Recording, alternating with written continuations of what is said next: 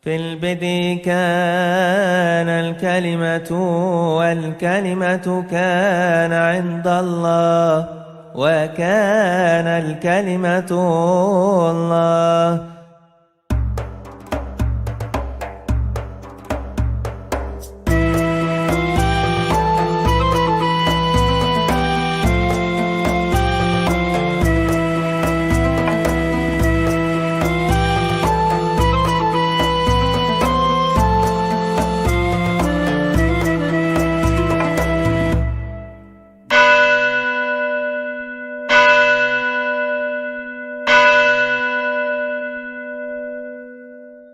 Shalom Aleichem Besem Hamasiyah, salam sejahtera di dalam Kristus. Berjumpa kembali dengan saya Syafa dalam Q&A bersama Dr. Bambang Nursena. Salam Aleichem Besem Hamasiyah. Kita sekarang berada di Wadi Qumran, Lembah Qumran. Tempat yang kita saksikan sekarang adalah gua-gua di mana pernah ditemukan naskah-naskah Laut Mati. Kemarin kita waktu masuk ke toko baptisan itu, di situ ada Alkitab Perjanjian Lama, terbitan Yahudi dan terbitan Kristen. Yang terbitan Kristen itu yang United Bible Society in Israel. Itu Perjanjian Lama dan Perjanjian Baru, Ibrani dan Yunani itu terbitan Kristen. Ada yang terjemahan Trinitarian Bible Society. Itu terbitan Kristen, yaitu Perjanjian Lama Ibrani, Perjanjian Baru Yunani. Tetapi kemarin ada yang beli, Pak Wisi juga beli, beberapa teman beli, itu Tanakh. Tanakh itu singkatan dari Torah, Nevi'im, Ketuvim. Kitab Taurat, kitab Nabi-Nabi, dan tulisan-tulisan suci. Singkat Tanakh. Itu terbitan apa? Terbitan Sinai Publishing, Tel Aviv. Artinya apa? Ini terbitan Yahudi. Orang Yahudi punya kitab suci yang sama dengan kitab suci Kristen. Keduanya berpisah sejak tahun 90 Masehi ketika diadakan sebuah konsili Yahudi di kota Yamnia. Orang Kristen dikutuk oleh orang Yahudi dan mereka menerbitkan apa yang dinamakan Birkat Haminim, yaitu kutukan untuk orang-orang sesat, di mana orang Muslim atau orang Nasrani termasuk dikutuk oleh orang Yahudi agar namanya segera binasa dari kitab kehidupan. Kita akan berkeliling nanti untuk melihat koleksi dari The Museum Cafe, dan Baba nanti bisa menjelaskan kepada pemirsa apa yang kita miliki di The Museum Cafe ini. Video yang saudara saksikan itu adalah kunjungan saya yang terakhir sebelum pandemi di Museum Israel, di mana di dalamnya disimpan naskah-naskah gulungan Laut Mati yang ditemukan pada tahun 1947. Dan naskah-naskah itu berasal dari abad pertama sebelum Masehi sampai abad pertama Masehi. Di antara naskah yang utuh ditemukan itu adalah Sefer Yesayahu Alep, kitab Nabi Yesaya yang pertama, karena ada Sefer Yesayahu Bet, kitab Nabi Yesaya yang kedua. Yang paling utuh adalah naskah yang disebut kitab Nabi Yesaya Alep. Dan itu memuat seluruh kitab Nabi Yesaya utuh yang bisa kita lihat, bisa kita teliti hingga hari ini. Nah, saudara-saudara, sebelum kita memiliki naskah-naskah Laut Mati, seluruh terjemahan kitab suci dari teks asli Ibrani itu berasal dari naskah Masoretik yang berasal dari abad 9 sampai abad 11 setelah Masehi. Dengan ditemukannya naskah Laut Mati, maka kita memiliki naskah yang 1000 tahun lebih tua dari naskah Masoretik. Tetapi luar biasanya, firman Tuhan itu terpelihara dengan sangat cermat.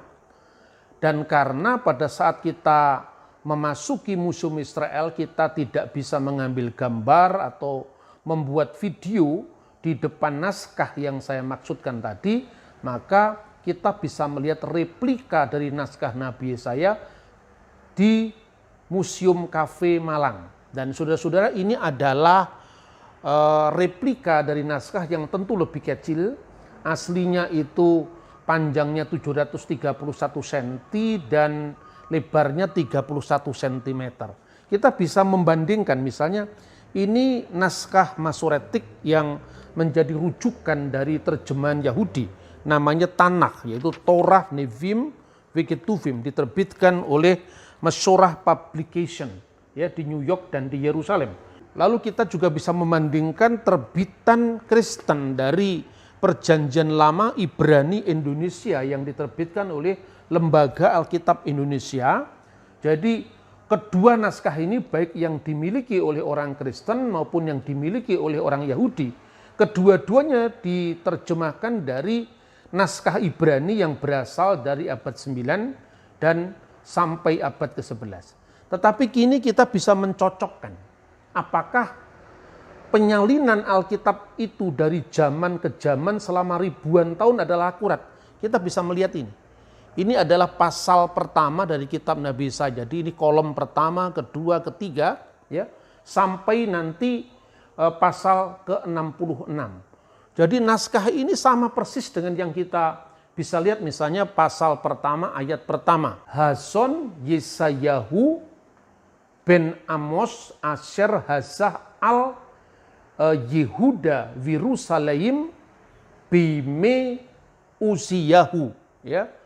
Artinya inilah penglihatan dari Yesaya putra Amos, penglihatan tentang Yehuda dan Yerusalem pada masa usia, ya. Terus kemudian baris bawahnya ini, ya, Yotam, pada masa usia Yotam, Ahaz, Yehizkiyahu Malki Yehuda, dan Hizkia raja-raja Yehuda.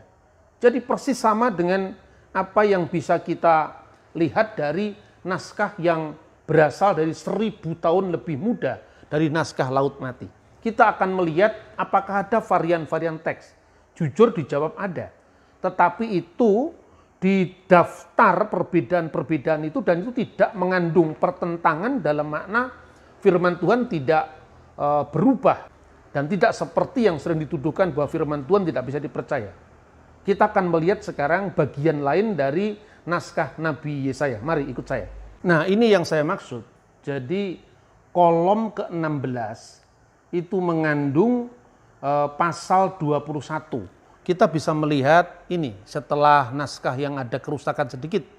Ada lubang ini, kemudian ini kolom ke-16. Baris ke-11 dari bawah. 1, 2, 3, 4, 5, 6, 7, 8, 9, 10, 11. Nah, ini ada kalimat di sini yang berbunyi wazikra haroeh al-misfeh Adonai. Kalau kita bandingkan dengan naskah Masoretik, itu berbeda. Di sini disebutkan haroeh, sedangkan dalam naskah Masoretik dibacakan aryeh. Wazikra aryeh al-misfeh Adonai. Tetapi itu semua secara jujur didata dalam teks. Jadi misalnya ini adalah Yesaya pasal 21. Di sini ditempatkan awal dari ayat 8, ya, wazikra, maka berserulah aryeh, singa, al-misfeh Adonai, dan seterusnya. Nah, kata aryeh ini diberikan kode di atas huruf Ibrani ini, lalu di bawahnya itu ada kode angka 8, maksudnya ayat 8, Q, artinya naskah Qumran, ditulis haroeh. Dan yang seperti ini semua bisa didata dalam kritikus aparatus. Dan luar biasanya antara Kristen dan Yahudi itu sudah berpisah sejak tahun 90 Masehi ketika orang Kristen dikutuk orang Yahudi dalam konsili di kota Yamnia atau Yapne, namun kitab sucinya masih sama. Artinya bahwa tuduhan pemalsuan Alkitab itu benar-benar tidak bisa dibuktikan, karena itu hanya tuduhan saleh yang salah. Karena kelihatannya itu setia pada firman Tuhan, dalam perspektifnya dia sendiri, tapi tidak tahan uji di depan kritik sejarah, khususnya adalah tekstual kritisisme, yaitu kritik tentang naskah-naskah kitab suci.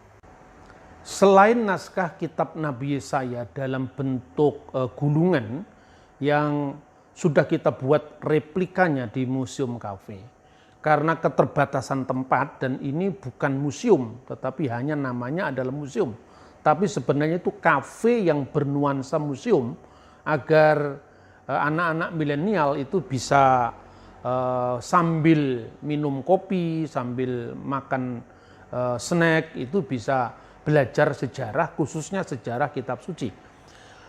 Sebagian dari naskah-naskah kitab itu hanya kita tampilkan dalam bentuk halaman-halaman, ya. Misalnya ini adalah kitab suci Taurat yang usianya lebih dari 2000 tahun.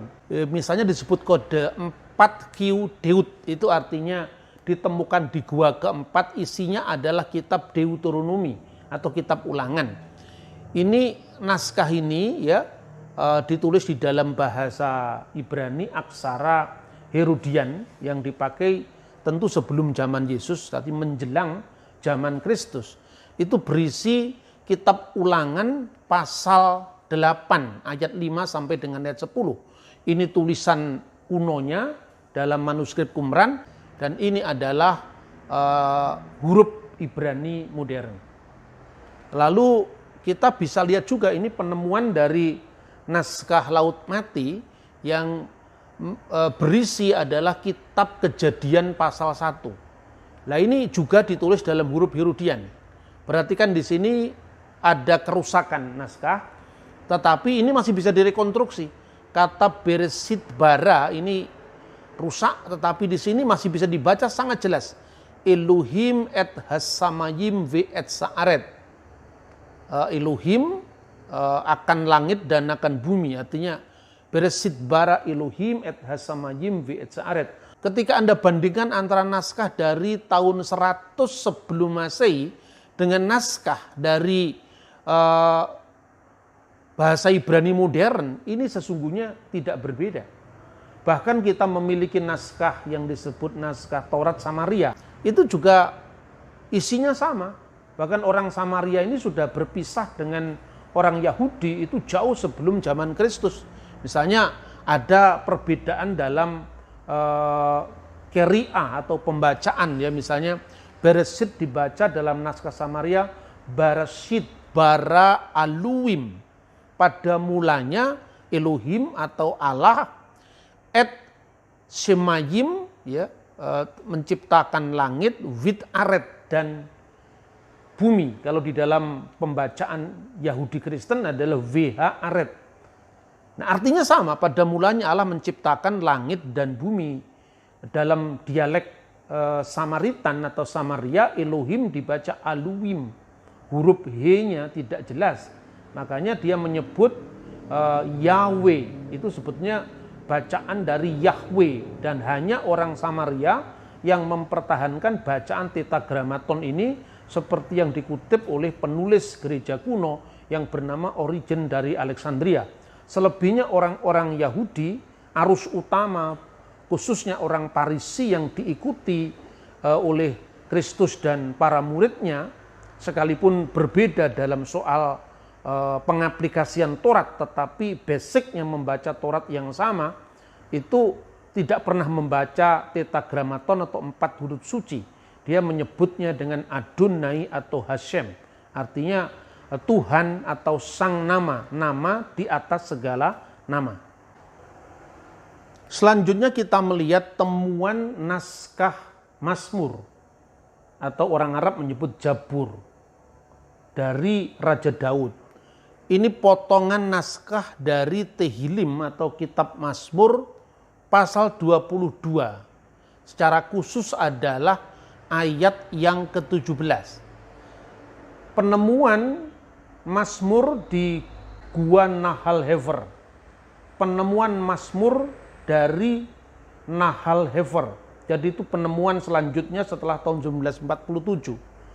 Itu adalah penemuan selanjutnya dari naskah-naskah Laut Mati setelah tahun 1947. Kita bisa lihat teks yang selama ini menjadi kontroversi antara Yahudi dan Kristen. Karena apa? orang Kristen biasanya menerjemahkan Mazmur pasal 22:17 itu berdasarkan naskah Septuaginta. Kenapa? Karena dalam naskah Ibrani itu hanya ada 2 naskah yang menyebut itu kata karu yang artinya mereka menusuk. Tetapi mayoritas naskah Masoretik itu membacanya kari yang artinya seperti singa, yadai weriglai, tanganku dan kakiku. Karena kejanggalan teks ini, maka kemudian orang Kristen mengacu pada naskah yang jauh lebih tua dari naskah Ibrani, meskipun itu adalah naskah terjemahan, yaitu Septuaginta. Septuaginta adalah terjemahan Perjanjian Lama di dalam bahasa Ibrani yang dibuat di Alexandria abad ketiga sebelum Masehi. Nah, dengan itu maka terjadi perdebatan antara Yahudi dan Kristen, di mana ada ayat mengenai nubuat penyalipan Yesus. Karena orang-orang Kristen memahami Mazmur ini sebagai penggenapan dari nubuat mengenai penyalipan Kristus. Karu yadai weriglai, mereka menusuk tanganku dan kakiku. Selama ini banyak orang Yahudi mengejek, dari mana orang Kristen mendapatkan kata mereka menusuk? Karena dalam teks Ibrani, maksudnya teks Ibrani yang mayoritas itu berbunyi seperti singa tanganku dan kakiku. Ternyata setelah ditemukannya naskah Nahal Hefer dari kitab Mazmur, kita bisa lihat sendiri. Ini teks yang dipersoalkan ya. Teks yang dipersoalkan itu ternyata berbunyi ya, ini tulisan Ibrani modern tadi dari sini. Karu yadai weriglai. Mereka menusuk tanganku dan kakiku. Dan Mazmur Nahal Hefer ini usianya 1000 tahun lebih tua dari naskah Ibrani Masoretik. Jadi sekalipun ini adalah naskah yang sifatnya minor, tetapi ternyata dibenarkan oleh penemuan sejarah yang 1000 tahun lebih tua dari naskah Masoretik. Selain naskah-naskah Alkitab, jadi fragmen-fragmen yang terpencar-pencar dari berbagai macam gua, yaitu 11 gua dalam penemuan pertama, bahkan beberapa tahun lalu itu telah ditemukan gua ke-12. Jadi ini belum diumumkan dalam jurnal-jurnal ilmiah yang lebih luas, hanya dimuat di beberapa artikel ya. Tetapi kita juga memiliki prasasti-prasasti yang berkaitan dengan eksistensi negara Israel kuno ini. Bahkan prasasti itu dijumpai mulai dari Mesir yang dikenal dengan prasasti Merenpetah atau Merneptah. Itu adalah Fir'aun jauh setelah masa keluaran ya, yang menyebut kata Yasir-il, yaitu orang-orang Israel. Tetapi juga kita memiliki banyak prasasti, antara lain prasasti yang muncul pada zaman Raja Daud dan Salomo dan setelahnya. Antara lain ini adalah prasasti kolam Siloam, karena ditemukan di kolam Siloam. Dan ini dalam prasasti ini juga membenarkan apa yang tertulis atau meneguhkan kesaksian yang tertulis dalam kitab 2 Raja-Raja pasal 20 ayat 20 dan 2 Tawarik pasal 32 ayat 3 dan ayat 4. Jadi artinya apa saudara-saudara? Artinya bahwa Alkitab itu bukan sekedar dongeng yang diteruskan dari generasi ke generasi atau keyakinan tentang wahyu subjektif. Artinya tidak bisa diverifikasi dari sejarah dan arkeologi, cukup diyakini katakanlah misalnya turun dari langit dibawa oleh malaikat seperti dalam ajaran Mormon misalnya. Diwahyukan kepada Nabi Joseph Smith, dan Nabi Joseph Smith adalah nabi yang terakhir yang membatalkan wahyu-wahyu sebelumnya dan seterusnya dan seterusnya. Tapi kita memiliki bukti-bukti sejarah yang akurat. Dan terlalu mudah Anda untuk melakukan cross check apakah yang saya tampilkan pada Museum Cafe ini karangan saya ataukah itu bisa di cross check kebenarannya lewat banyak jurnal atau banyak tulisan, bahkan yang sekarang sudah didigitalkan. Jadi bisa diikuti lebih luas lagi. Lalu bagaimana dengan kitab-kitab Perjanjian Baru? Nah, kita memiliki sekitar 5.000 naskah lebih dari teks-teks tulisan tangan yang berasal bahkan hanya berjarak belasan tahun dari penulis aslinya. Misalnya P46 yang disimpan di Bibliotheca Bodmeriana Switzerland.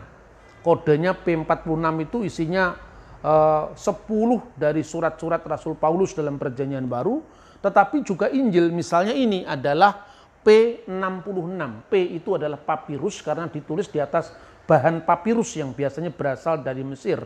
Lalu ini memuat bagian dari Injil Yohanes, ya, salah satunya itu adalah pasal 14. Nah, ini juga sering menjadi pertanyaan orang, apakah teks aslinya di dalam Injil Yohanes itu disebut parakletos yang artinya penghibur, penolong, pembela atau advokat dalam bahasa Yunani modern, ataukah itu diartikan yang terpuji. Nah, kita bisa melihat sendiri, ini adalah naskah yang berasal dari tahun 120 Masehi. Sementara Yohanes anak Zebedius, satu di antara 12 murid-murid Yesus, itu wafat di Efesus tahun 96 Masehi. Jadi antara penulis naskah Injil aslinya ini dengan naskah tertua yang berhasil ditemukan itu hanya berjarak 24 tahun berdasarkan uji karbon C14 yang terakhir. Ini Anda bisa melihat ini bunyi di dalam bahasa Yunani, aksara modern yang sudah ada titik, koma, jeda, dan ini adalah yang tertulis di dalam bahasa Yunani Koine dari abad kedua Masehi. Bunyinya sama. Ho de parakletos, tu pneuma, tu agion, hu pemsei, hu pater, entu onomatimou, dan seterusnya. Jadi tidak berbeda dengan naskah Yunani manapun. Kalau soal terjemahan, nah itu kan kitab suci apapun juga terjemahan itu berubah. Karena bahasa, sasaran itu kan selalu berkembang.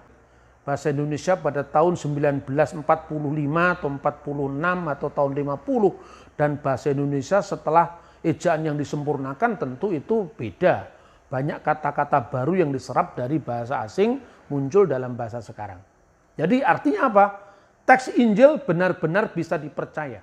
Kita juga memiliki fragmen-fragmen yang berisi peser atau tafsiran. Misalnya peser Habakuk, tafsiran kitab Nabi Habakuk yang itu memuat kata-kata tokoh dari pendiri sekte Yahad atau Eseni pada abad pertama sebelum Masehi, yaitu Moreh Hayahad, guru paguyuban atau Moreh Hasedek. Di antara naskah-naskah tafsir kitab suci, termasuk juga ada Targum Ayub misalnya. Ditemukan juga tafsiran terhadap kitab Nabi Daniel pasal 7 mengenai seorang seperti anak manusia, Kebar Enas dalam bahasa Aram.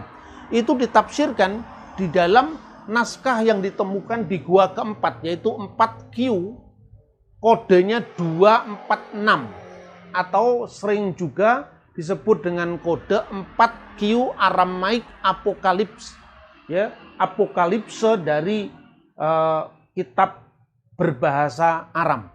Nah, ini bentuk naskahnya, dan ini adalah salinannya dalam aksara Ibrani modern. Aslinya tertulis dalam bahasa Aramaik berhuruf Ibrani. Pada kolom kedua, ini bisa dibaca di sini, ya. Kolom kedua, ini kolom pertama, ini kolom kedua, ya. Kolom kedua di sini jelas disebutkan Bereh di El, Yetamar, Ubar Elyon, Yikruneh. Yang artinya apa?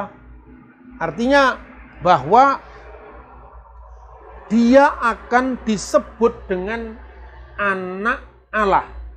Mereka akan memanggil dia dengan anak Allah yang maha tinggi.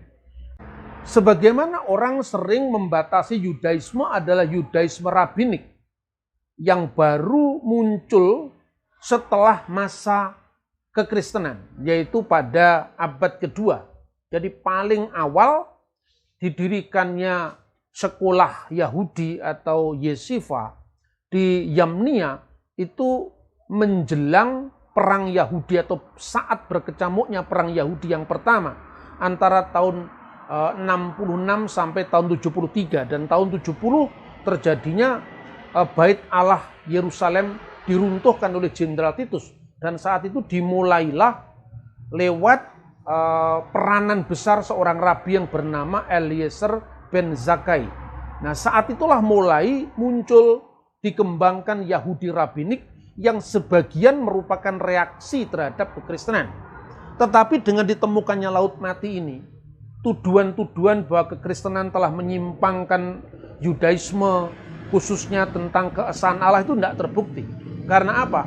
Dalam naskah Esseni atau naskah Yakat yang ditemukan di Laut Mati ini dengan jelas bahwa sosok Mesias yang ditunggu-tunggu oleh orang Yahudi itu disebut anak Allah yang maha tinggi, dan itu merupakan tafsiran dari kitab Nabi Daniel pasal 7.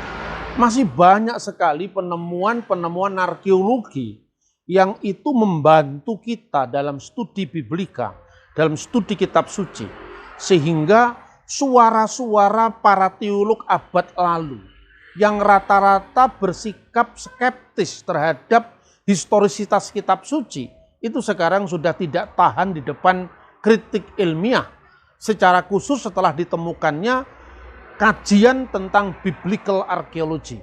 Satu contoh ya, kita memiliki bukti tentang sosok Raja Daud yang pernah menjadi raja di Raja Israel Raya pada masa kekuasaannya sekitar tahun 1000 sebelum Masehi.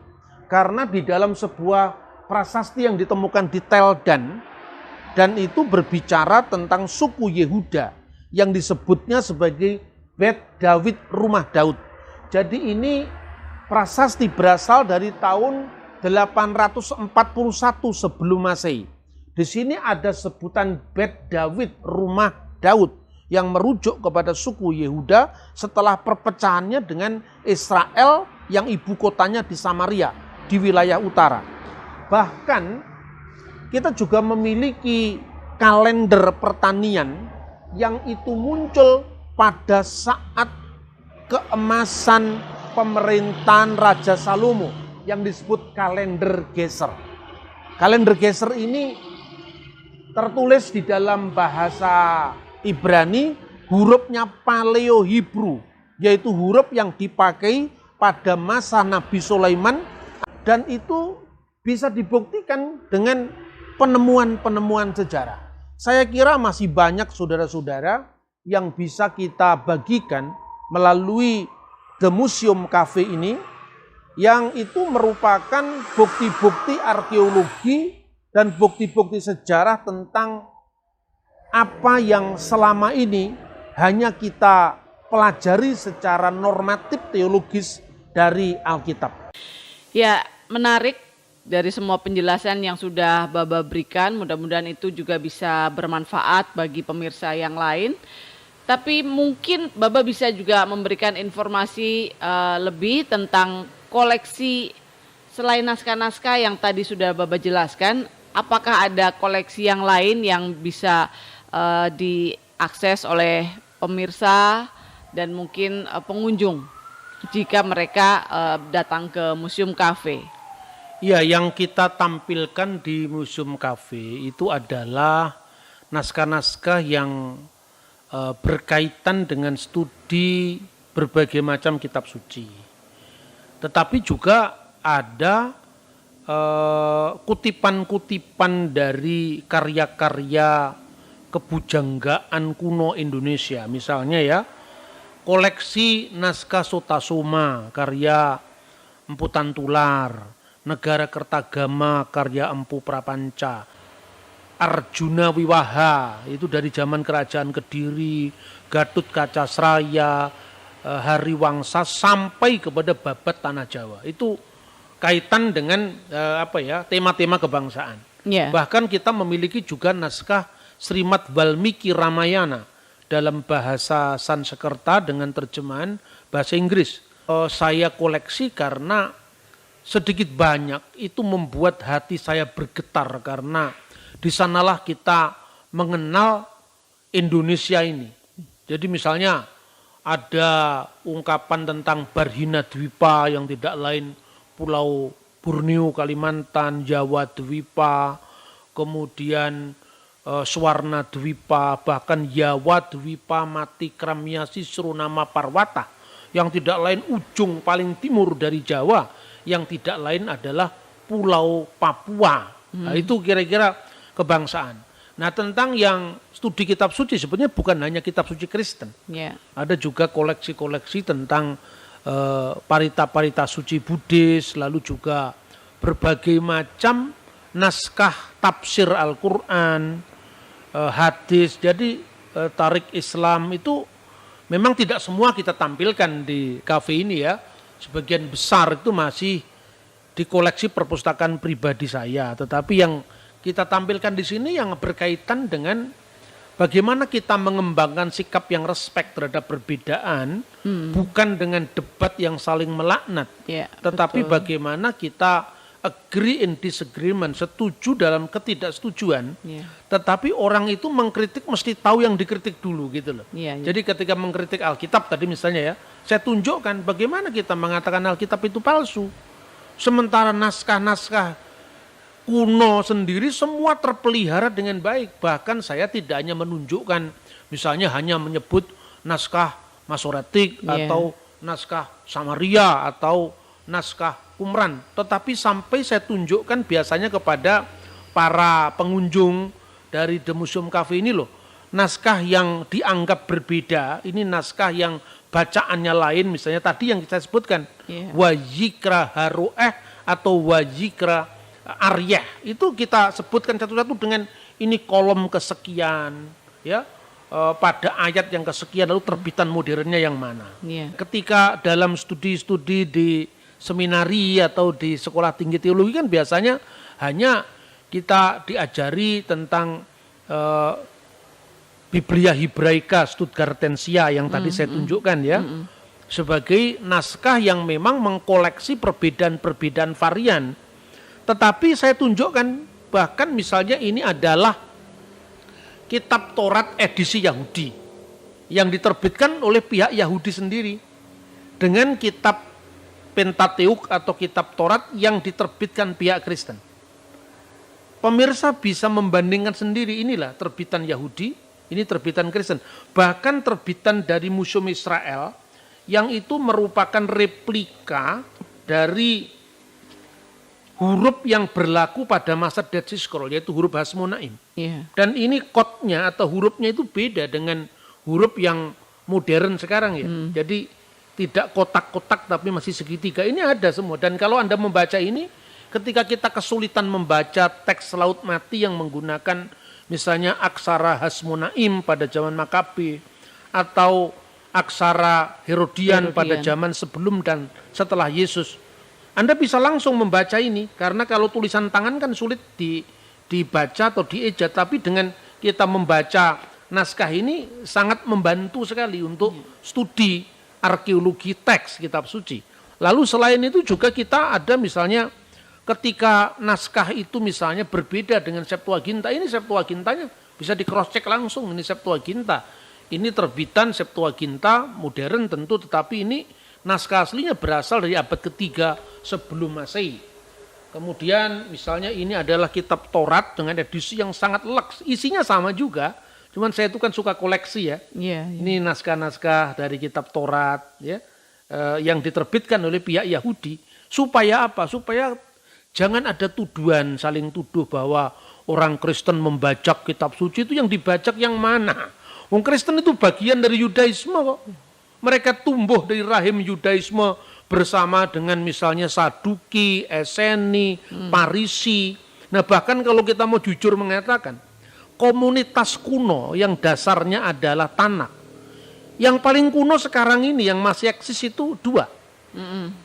Kristen ya, dan Samaritan. Samaritan itu pun hanya Taurat. Tidak mengakui kitab para nabi. Kristen ini paling kuno karena dia berasal dari abad sebelum Yahudi Rabbinik. Kan gitu kan? Esseni lebih kuno daripada Kristen. Tetapi Esseni kan sekarang tidak ada. Nggak ada lagi. Jadi kalau kita lihat di dunia modern ini yang eksis ya tinggal Kristen dan Yahudi. Yahudi yang kita kenal ini adalah Yahudi Rabbinik yang baru direformasi abad kedua setelah Masehi sebagai reaksi dari kekristenan. Apalagi ya kita memiliki komunitas-komunitas Kristen kuno yang tidak satu ya. Tetapi itu sangat beragam. Misalnya, tidak lama setelah kekristenan berkembang di Syria, Antioquia ya, itu setelah Yerusalem, pangkalan gereja kedua untuk Injil diberitakan kepada bangsa-bangsa bukan Yahudi, itu di Syria, di Antioquia. Kita punya koleksi naskah Pesito, baik itu Pesita Barat maupun Pesita Timur. Itu bahasa yang dipakai Yesus, bahasa Suryani, sampai sekarang masih eksis. Bahasa asli Yesus itu masih dilestarikan sampai sekarang. Kemudian setelah itu Alexandria. Di Alexandria kita mengenal yang namanya terjemahan bahasa Koptik. Ya. Kita juga memiliki naskahnya terjemahan bahasa Koptik. Misalnya ini. Ini naskah untuk Perjanjian Baru ya. Dan terjemahan terjemahan berdampingan dengan bahasa Arab. Ini Koptik. Lah Koptik itu ada dua dialek. Dialek Sahidi dan dialek Buhairi. Dua-duanya kita ada. Misalnya ini adalah naskah bahasa Koptik ya, yang itu isinya kitab Perjanjian Lama. Ini kitab Nabi Yesaya misalnya, dengan terjemahan ayat demi ayat dalam bahasa Arab. Nah, ada banyak sekali. Kemudian Latin, yaitu Vulgata dari Santo Hieronymus di Bethlehem abad keempat. Sebelum itu kita juga punya koleksi, yaitu Vetus Latina. Semuanya ada di sini. Jadi kalau belajar teologi mesti langsung melihat sumber primernya ya, agar kita tidak gampang gagap dengan perubahan. Sampai kemudian munculnya berbagai terjemahan Arab ya.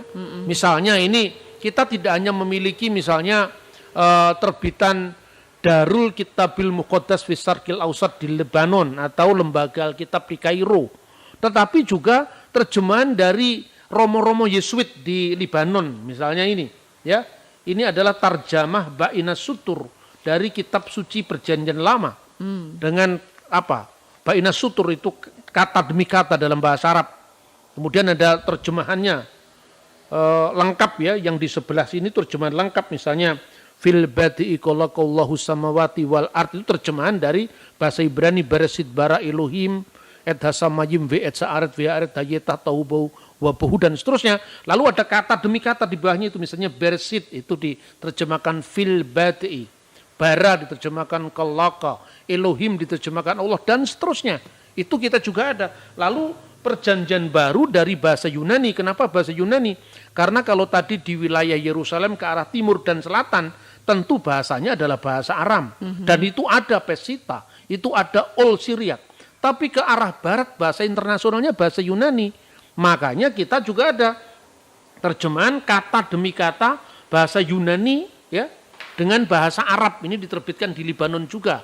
Al-Ahdul Qadim. Dan terakhir itu juga kita punya terjemahan-terjemahan dalam berbagai macam bahasa daerah yang saya koleksi, misalnya terbitan Singapura tahun 1930-an ya. Misalnya ini terjemahan bahasa Jawa, bukan hanya Bereshit bara tadi, tapi juga engkolo purwo gustialah nitake langit dan bumi, sampai terjemahan Bali ya. Dukeng purwakala ide sang yang widiwasa wen tenang akasa mewah pertiwi, ada semua. Batak, Sumba, semua ada. Sekalipun tidak semua bahasa itu saya pahami. Tapi paling tidak nanti anak-anak kita bisa melihat betapa kitab suci kita itu kitab suci yang persebarannya dari zaman awal itu paling luas di seluruh dunia. Dan itu yang menjadi pelajaran bagi kita bersama.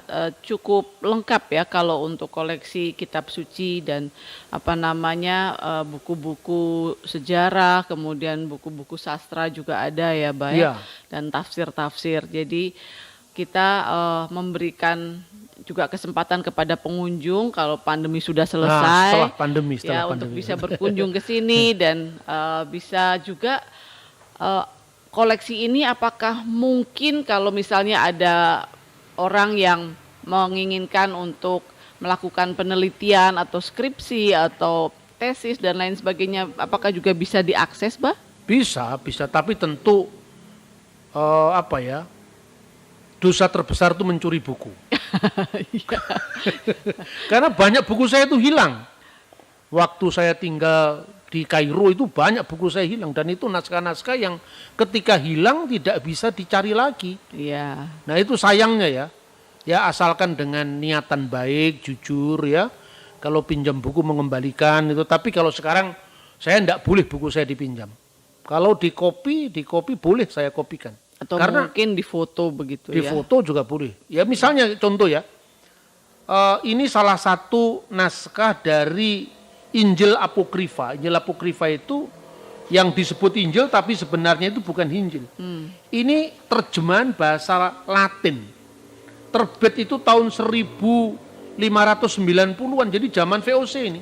Ya. Ini tertulis di dalam bahasa Latin dan bahasa Arab. Edisi Latinnya itu diterjemahkan oleh Hendrikus Sick. Ini ada teks Arabnya, ada di buku ini yang dikenal dengan Injil Tufuliah, Injil masa kanak-kanak Yesus. Ya. Aslinya ini sebetulnya bukan Injil, karena bagaimana mungkin dia disebut Injil kabar baik yang bisa diyakini, sementara ini ditulis baru abad ke-5 dalam bahasa Suryani dan kemudian diterjemahkan dalam bahasa Arab ini misalnya. Ini ya tentu gini, kalau orang Kristen mau ya misalnya, ini diakui, sebetulnya malah untung. Karena apa?